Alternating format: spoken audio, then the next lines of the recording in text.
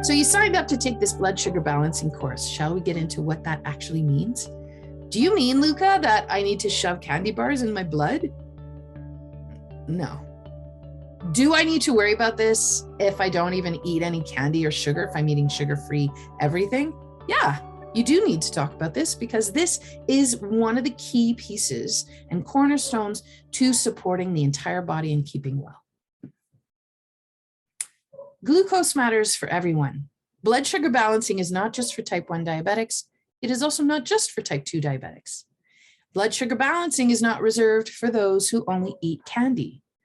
You will soon learn that blood sugar balancing is an issue that touches every single human, whether or not you eat candy.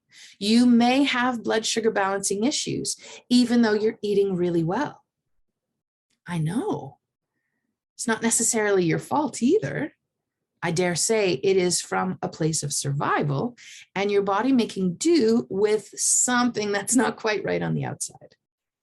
We'll get to that.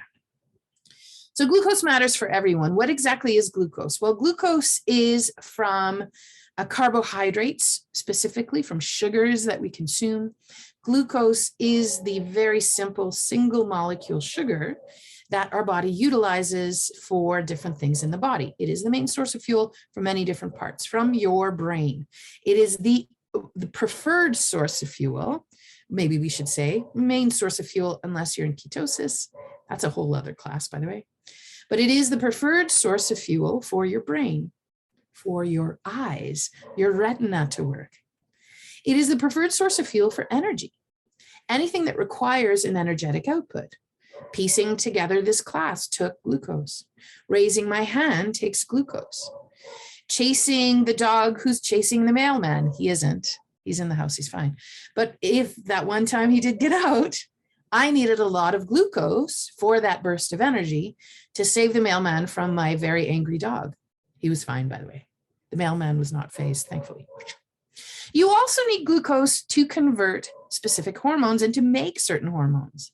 You also need glucose for metabolic function. Anything that requires a human to be a human, to express your humanness, is all rooted in metabolic function. Being a human takes glucose. This is not just about diabetes and eating candies. No, no, no, no, no, friend. I've eaten quite well for the last 15, 20 years, and I ate very well for the first 15 years of my life. There's about a 10, 15-year window in there where, yeah, it wasn't eating the best. I still had blood sugar balancing issues, even though I ate all the real food growing up, even though I've been eating like a champ for 20 years now. Doesn't matter. I still have blood sugar balancing issues. This is really, truly, actually about insulin resistance. We will get into it. This is not necessarily a class aimed at type 1 diabetics. A lot of the information that is involved in today's class has the potential of supporting blood sugar balancing in the body, absolutely.